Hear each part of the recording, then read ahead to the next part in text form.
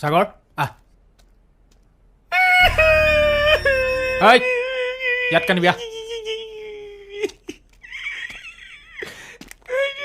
third formula sir আপুনি চব জানি বুজি মোক লাজ দিবলৈ মাতি আনিছে চবৰ আগত কি লাজ দিলোঁ তোক মই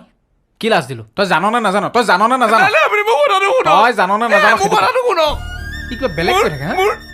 মোৰ এখন বহি কিনিবলৈ পইচা নাথাকে ইমান টিকলো বহি এখনো মই আজিলৈকে কিনি পোৱা নাই ইমান মস্ত বৰ্ড এখনত মই কেনেকে লিখিম